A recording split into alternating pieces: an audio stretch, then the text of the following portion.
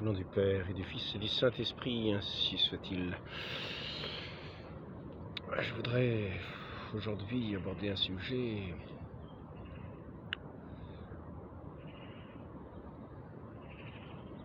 sur le choix que nous avons à faire entre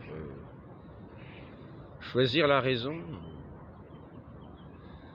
les passions humaines. D'un côté, la raison nous conduit à l'amour de Dieu, et de l'autre côté, les passions humaines nous conduisent à l'idolâtrie. J'aborderai aujourd'hui comme forme d'idolâtrie le culte du corps, le culte de la force, le culte de... Et par opposition, je montrerai, si j'y pense, et j'espère pouvoir y penser, au chemin que nous a indiqué celui qui est le Tout-Puissant, quand il s'est fait homme, qui est le chemin que tout homme, toute femme, toute personne est appelée, est amenée à suivre. Ainsi, tous ces derniers temps, j'ai pu découvrir des choses assez, pour moi, qui semblent venir comme d'une autre planète, quand même une découverte. C'est-à-dire que j'ai pu découvrir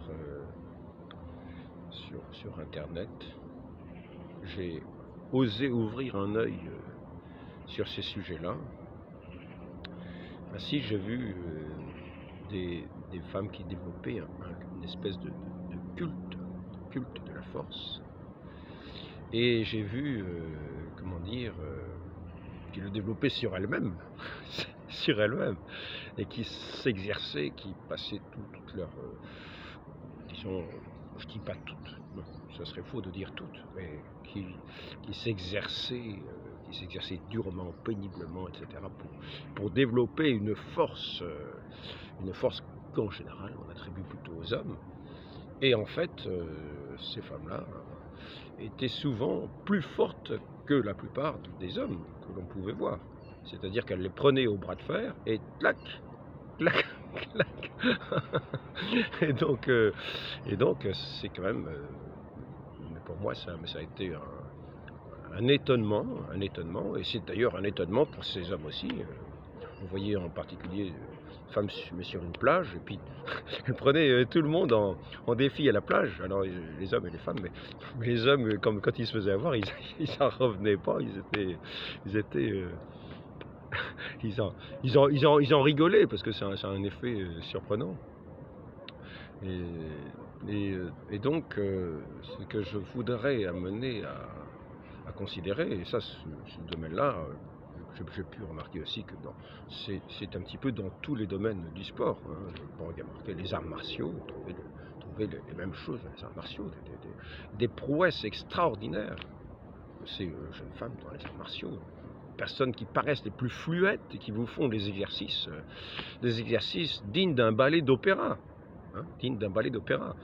Je pense que c'est peut-être plus difficile d'être danseuse étoile, de faire un ballet d'opéra danseuse étoile, que de faire ces exercices-là, mais ces exercices-là sont néanmoins plus spectaculaires. Quand vous faites avec des sabres, avec des machins comme ça, toutes sortes d'exercices, avec une rapidité, bon. Donc ça encore, c'est à considérer. Alors, considérer avec prudence, parce qu'il y a toujours une certaine prudence à avoir dans tout ce qui est du rapport avec les hommes et les femmes. Il y a toujours une prudence à avoir, parce qu'il peut toujours y avoir des ambiguïtés, toujours avoir des choses. Mais néanmoins, là, nous arrivons dans des domaines de réalité que j'ai voulu néanmoins approcher, que j'ai voulu connaître, parce que ce sont des réalités, et elles m'amènent à certaines considérations. À savoir que les sociétés athées, les sociétés athées, vont arriver à, d'une certaine manière, à développer ce qu'on pourrait dire une idolâtrie de l'homme, culte de l'homme, un culte de la force. C'est-à-dire que cette toute-puissance qui normalement est attribuée à Dieu, elle va être recherchée dans l'homme, dans la femme. Et nous en arrivons à un monde qui, dans le cas de l'absence du rejet de Dieu, est un monde qui perd le caractère de la raison et qui tombe dans le caractère du domaine de ce qui est plus du sentiment et plus des passions diverses, mais désordonnées, c'est-à-dire qui ont perdu l'ordre de la raison. Et ainsi ce que je voudrais souligner dans ce trait-là, je ne sais pas si le caractère va se montrer, si le caractère du raisonnement va se montrer assez clairement. Je voudrais rappeler que je viens de souligner ce caractère assez essentiel qu'il y a entre l'homme et la femme, en soulignant le danger de ces rapports, le risque de ces rapports, la nécessité, le côté essentiel de ces rapports entre l'homme et la femme, que j'ai déjà souligné dans d'autres entretiens, et cette polarité qui, comme nous venons de le voir, ne se caractérise pas nécessairement par des qualités physiques telles que je viens de le démontrer. On pouvait penser, on a ces habitudes-là de penser que l'attribut de la force est plutôt un attribut masculin, et c'est en général ainsi qu'il apparaît. Mais nous voyons que ce n'est pas si déterminé que cela de ce point de vue-là. Par contre, je pense que dans cette polarité homme-femme, il y a quelque chose qui leur est plus essentiel à l'un et à l'autre. Et c'est sur ce sujet-là que je voudrais aborder. Maintenant, ce n'est pas une question de foi, c'est une question de perception de l'essence de ce qu'est l'homme et la femme. C'est-à-dire que ce qu'on peut remarquer qui caractérise plus particulièrement l'homme ou la femme, qui apparaît, bien sûr, cela ne veut pas dire que l'un est exclusif, qu'un trait de caractère est exclusif à l'homme et que l'autre est exclusif à la femme. Ce n'est pas le but du propos que je veux dire. C'est que ce qui est plus propre à l'homme, plus propre à la femme, et qui les caractérise, me semble-t-il, presque essentiellement, mis à part le fait du caractère biologique qui fait qu'une femme est amenée à être mère, à enfanter, c'est que le caractère de l'homme semble plus dans ce qui est du domaine de l'agencement, dans ce qui est du domaine du raisonnable, du raisonnement. Et le caractère de la femme, plus ce qui touche à l'essentiel du sentiment, de l'attachement, de la force du sentiment, de la force de la passion. La force de la passion en ce sens qu'il y a quelque chose de viscéral entre la mère et l'enfant. En général, d'ailleurs, l'homme est ce troisième qui vient mettre une distance entre la femme et l'enfant. Mais il y a ce côté, je ne dirais pas passionnel, mais ce côté, cette relation quasi charnelle, mais qui est de l'ordre du sentiment, de l'ordre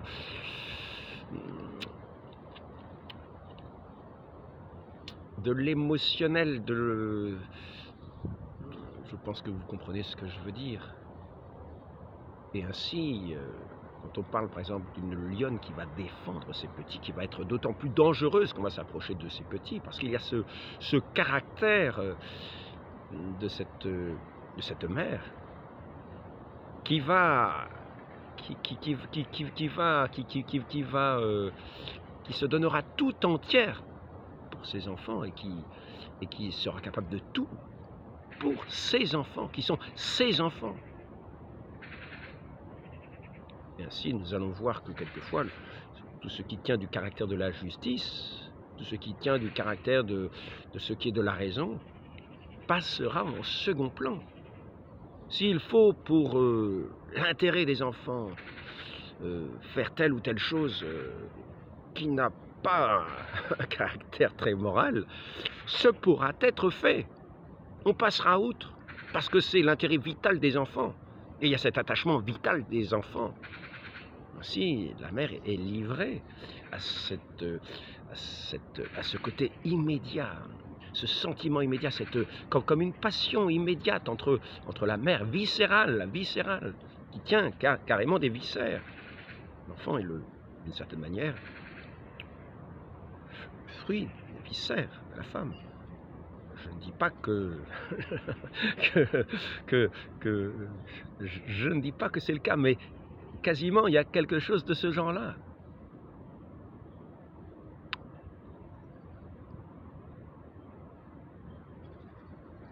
Toute vie est un don de Dieu. Et l'enfant ne vient pas que de la femme, que de la mère. Il est l'aboutissement de cette union de l'homme et de la femme, en général. Car nous avons vu que dans la très sainte Vierge Marie, il n'y a pas eu d'intervention d'homme. Dieu a agi directement dans la femme, afin qu'elle conçoive, qu'il soit conçu en son sein. Le Verbe de Dieu qui a pris chair de la très sainte Vierge Marie, par l'action de l'Esprit Saint. Et donc il y a ce côté viscéral, ce côté premier, je dirais, de l'ordre du sentiment, de l'ordre de... C'est pas la passion, mais c'est quelque chose qui tient de ce genre-là. Et je pense que c'est essentiel. Je dis je pense, parce que ce n'est pas une théorie de foi, mais néanmoins, c'est quelque chose que nous pouvons remarquer, et que j'ai eu l'occasion, à plusieurs reprises, de remarquer. C'est ce qu'on appelle, c'est ce qu'on peut appeler aussi l'instinct maternel. Cet instinct maternel. Et nous voyons les femmes qui sont toutes dévouées à leurs enfants. Elles mettent plus d'énergie dans le dévouement à leurs enfants que ces autres femmes à se faire une musculature. Et nous retrouvons ce caractère-là. Cette même force qui est utilisée pour se faire une musculature, elle est utilisée, elle existe dans ce sentiment, dans ce sentiment quasi viscéral qu'il y a entre l'enfant et sa mère, et dans tous les domaines. Cela ne veut pas dire que la femme n'est pas capable de raisonnement. Mais ce qui est premier en elle, c'est cela. Ainsi, elle pourra se mettre aussi à utiliser sa pensée pour comment dire, d'une certaine manière, assouvir ce besoin quasi viscéral qui est en elle, qui est de l'ordre de cet élan vital. Donc à ce moment-là, elle pourrait être aussi capable de réflexion, de raisonnement, etc., de pensée. Mais je voudrais dire que, du point de vue de l'homme, il n'en est pas de la même manière. Il n'en est pas de la même manière. Les choses ne sont pas réglées de la même manière, me semble-t-il. Il n'y a pas ce côté comme cela viscéral.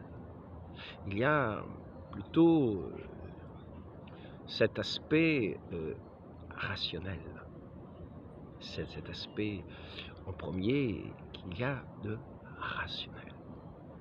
De voir les différents aspects des choses, de les considérer dans leurs ensembles, d'établir des ordres entre elles et d'agir en fonction non pas du côté viscéral, mais de l'intelligence, du raisonnement. Le raisonnement en premier. Il y a un complément. Et nous voyons que l'homme, en général, a été plus appelé à travailler pour subvenir aux besoins de cette famille.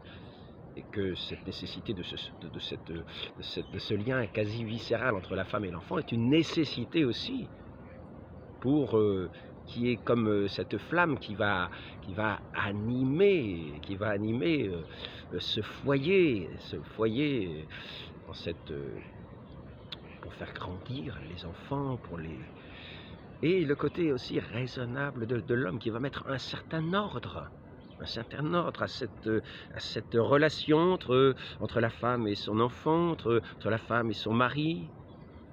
Mais pour cela,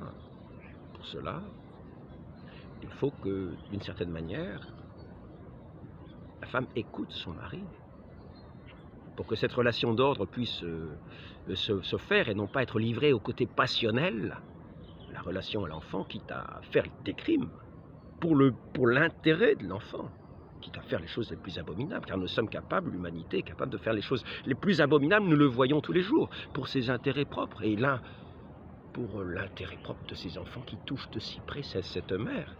Ainsi, il va falloir mettre une certaine distance dans cette relation entre la femme et l'enfant, et c'est en n'étant pas livré tout simplement dans ce côté, dans ce côté primaire peut-être, en n'étant pas livré, mais par la relation avec l'homme, qui a ce côté raisonnable et qui va ordonner l'attitude de la femme, pour autant que la femme écoute son mari, qu'elle soit d'une certaine manière soumise à son mari, qu'elle se soumette à son mari, et ainsi qu'elle se soumette à un aspect raisonnable, à un caractère raisonnable, qui va faire que tout dans sa vie va devenir ordonné, raisonnable.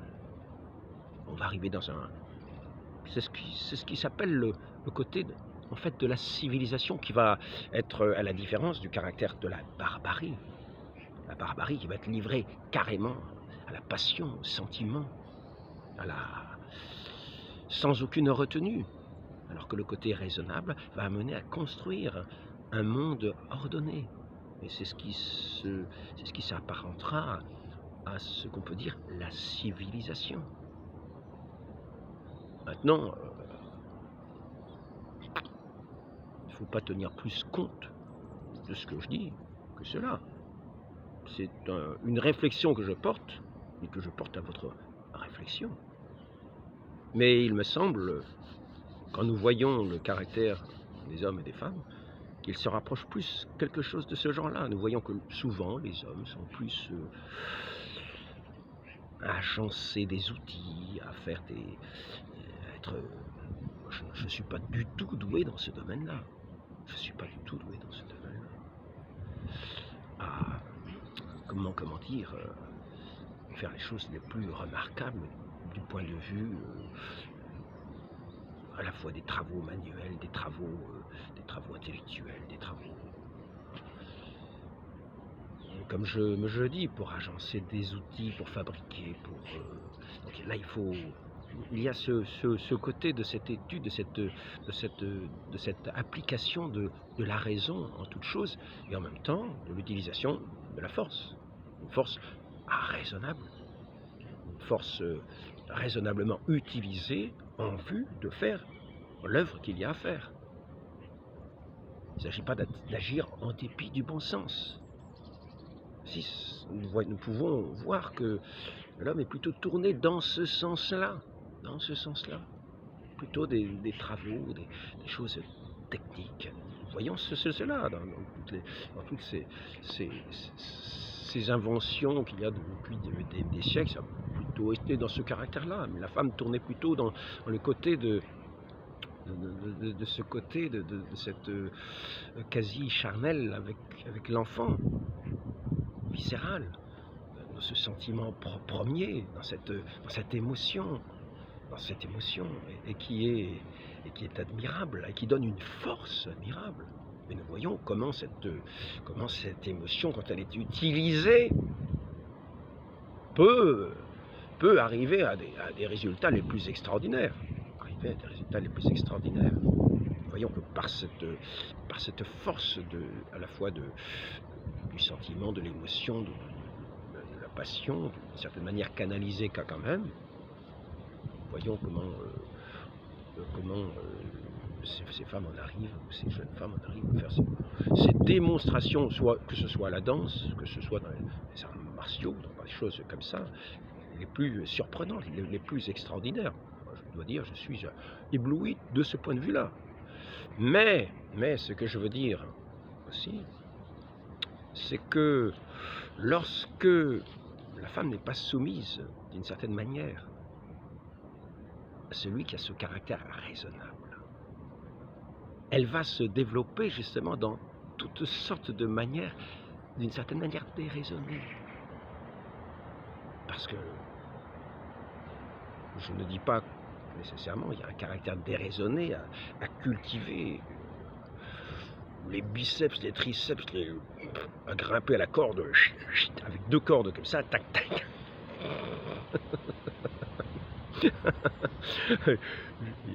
Ce n'est pas ce que je dis, mais il y a là-dedans beaucoup de vanité. Beaucoup de vanité. C'est comme un culte du corps. Nous rejoignons le côté charnel, le côté... rejoignons ce côté-là qui est développé inconsidérément. Quand la femme perd le sens de ce qu'elle est, elle ne va pas utiliser toute son énergie, justement, de façon raisonnable pour l'éducation des enfants. Édifier une civilisation magnifique où l'aspect moral rejoint l'aspect du sentiment, l'aspect de l'amour et l'aspect du respect des personnes dans un ordre donné. Maintenant, je dirais qu'il y a cet autre aspect, car si l'homme a un caractère raisonnable, il peut aussi perdre ce caractère raisonnable. En effet, si l'homme est soumis à la femme par la passion, il va perdre tout à fait son caractère raisonnable, car il aura perdu son caractère raisonnable par la passion qui le soumet à cette femme. Et à ce moment-là, là nous en arrivons tout à fait à ce qu'on peut appeler, certains grands savants ont fait des discours sur la barbarie en disant qu'en gros la barbarie ça n'existait pas, c'était ce qui était étranger, mais non, la barbarie a un côté irrationnel. Et là, nous entrons dans le caractère tout à fait irrationnel. C'est-à-dire que celui qui a le caractère raisonnable perd sa raison en se soumettant, ici, par le fait, à sa femme dans une passion qui lui fait perdre toute raison. Et donc là, nous en arrivons au plus grand crime possible. Nous en arrivons aux plus grandes exactions possibles, aux plus grandes horreurs possibles, aux plus grandes barbaries possibles, à un monde inhumain, à un monde livré à lui-même, à un monde qui n'est plus capable de rien entendre, qui est sourd sourd et aveugle à toute lumière. Livré à une violence de la passion, comme l'on dit, comme notre Seigneur dit, à l'esclavage du péché. Et nous serons vraiment dans un monde inhumain, retourné, sans ordre, sans dessus-dessous, à l'envers.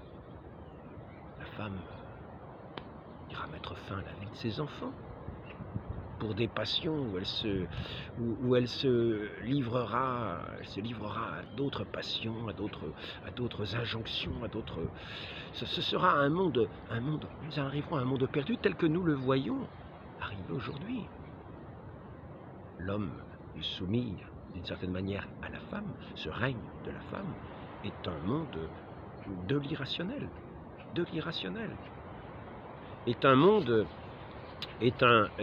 est un monde qui est conduit à l'irrationnel par la perte du sens de Dieu, où on est livré au culte de la force, culte des passions, culte de cette liberté qui n'est pas, qui n'a rien de moral. La liberté est ce qui nous permet d'adhérer au vrai, au bien, au beau. La liberté doit être soumise à la raison. Elle doit être soumise à la raison. La liberté qui n'est plus soumise à la raison est une liberté de perdition. Donc, nous pouvons peut-être voir ici le caractère qui fait que, finalement, nous voyons ce qui est dénoncé aujourd'hui comme étant les sociétés patriarcales, qui sont en fait des sociétés où se développent les civilisations, dans un certain ordre propre à l'identité de chacun, à la vocation de chacun.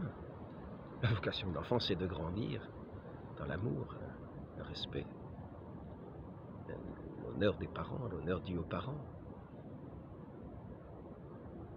l'attention aux enfants, mais sans excès, dans la juste mesure. Et cette mesure de l'amour, qui reste l'amour, mais qui reste l'amour, qui est encore plus l'amour quand il est éclairé par la raison. Cet amour s'épanouit pleinement à la lumière quand il est éclairé par la raison. C'est ainsi qu'il faut que l'amour soit soumis à la raison, pour ne pas être livré à la barbarie, au péché. Et c'est ainsi qu'il nous faut tourner nos regards vers celui qui est le Tout-Puissant, car la raison nous amène à considérer l'ordre des choses, l'ordre des êtres.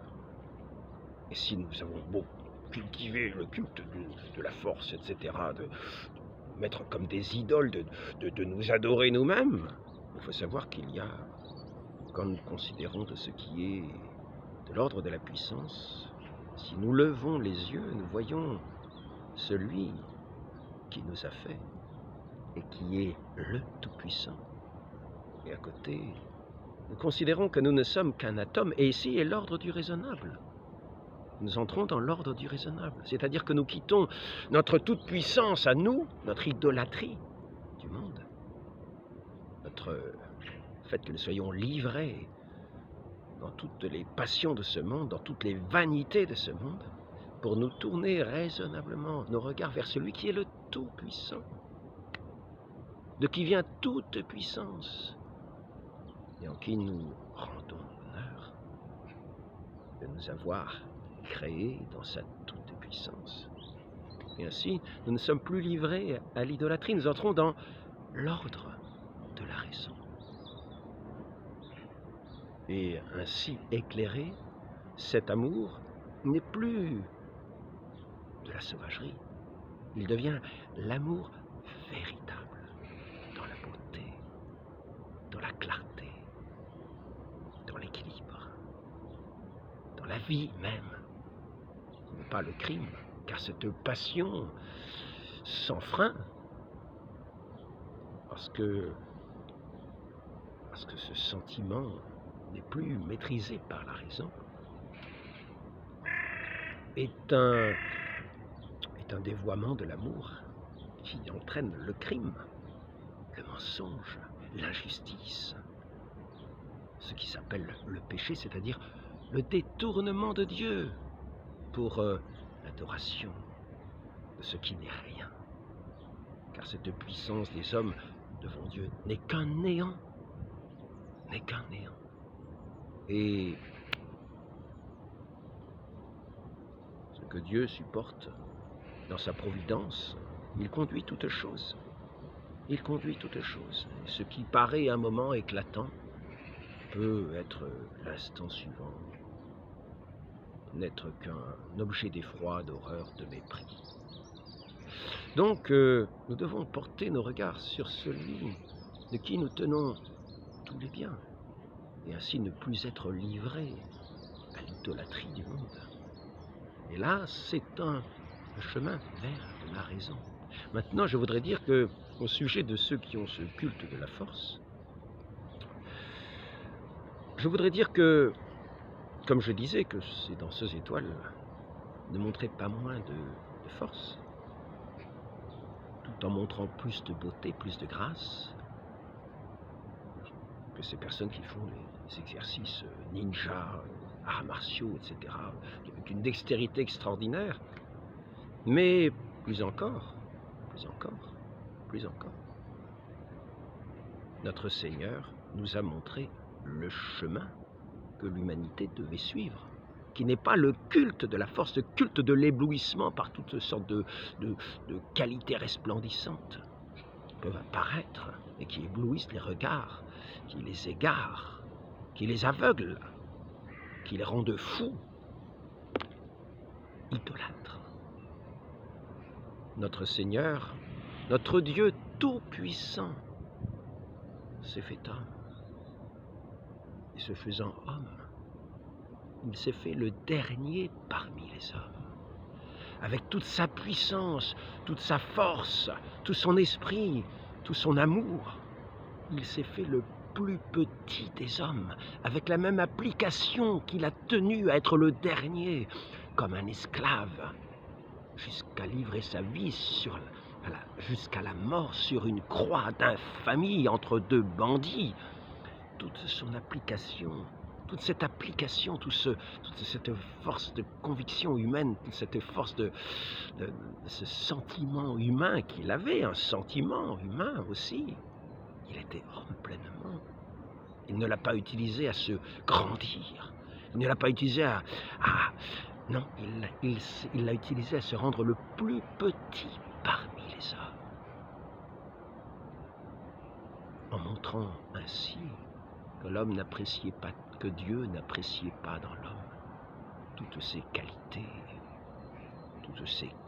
que ce soit intellectuelles, physiques, mais que le plus petit d'entre les hommes attirait son attention et son amour. Comme un enfant attire le regard, comme un enfant tout impuissant attire le regard de ses parents. Et ainsi notre Seigneur a montré son identité radicale avec les plus petits dans ce monde. Il nous a montré le chemin à suivre, nous-mêmes. Porter toute notre attention aux plus petits de ce monde, dans un amour véritable, non pas intéressé, non pas charnel, mais cet amour véritable qui est ce détachement, qui est ce renoncement à soi-même et cette attention au prochain, à Dieu, cette adoration de Dieu et cet amour du prochain dans les plus petits de nos frères. Et c'est ainsi que, lorsque nous considérons les filles de la charité, ces filles de Saint Vincent de Paul, Louise de Marillac, nous voyons quelle force elles ont montrée dans cette application au service des tout-petits. Elles n'étaient pas moins fortes que celles qui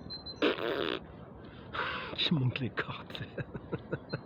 Elles n'étaient pas moins fortes, elles étaient au contraire plus fortes et sans ces vanités. Toute cette énergie que les autres utilisaient à faire de la gonflette, à faire des démonstrations aux yeux, etc., sans porter de mépris, c'est quelque chose d'admirable. Excusez-moi, je vais peut-être mal parler en parlant ainsi.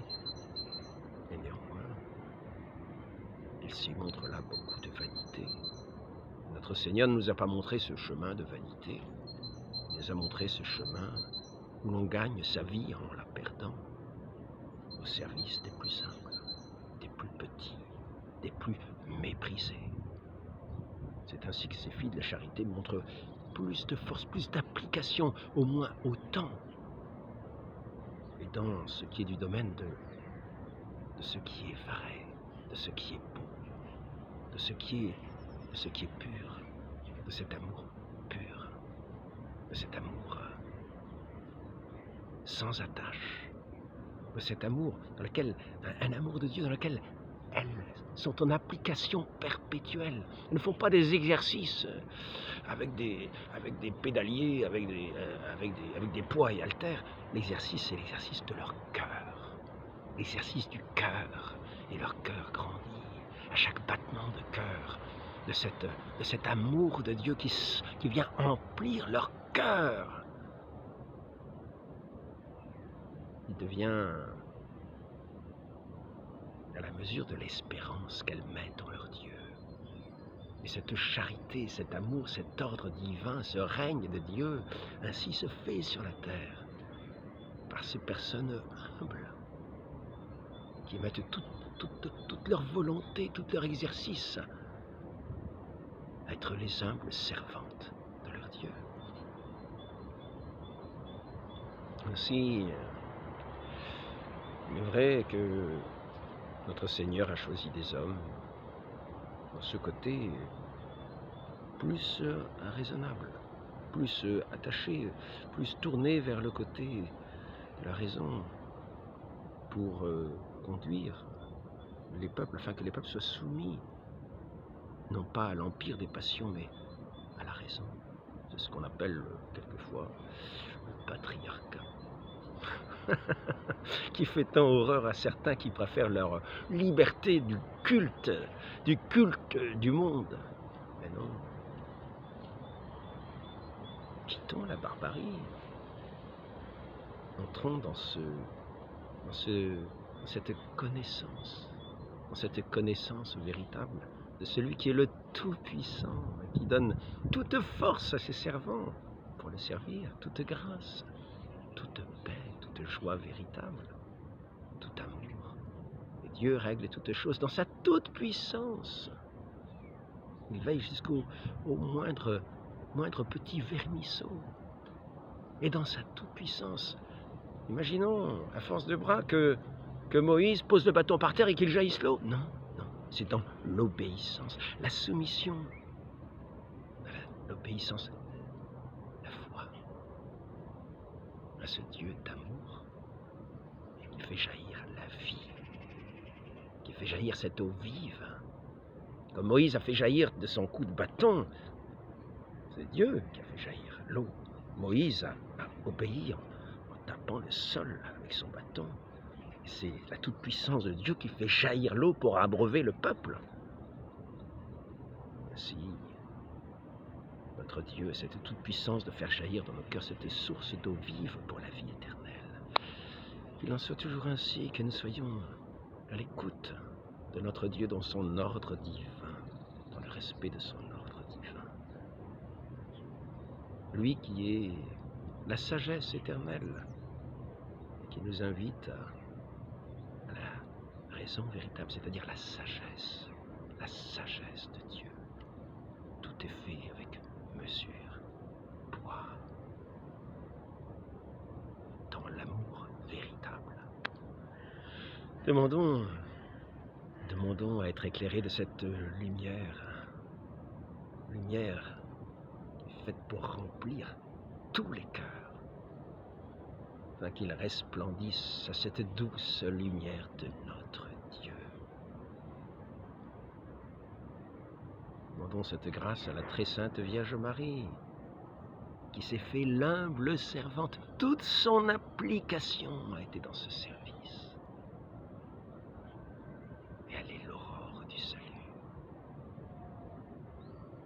Elle nous a donné le Rédempteur, notre Dieu, le Tout-Puissant, qui s'est fait enfant.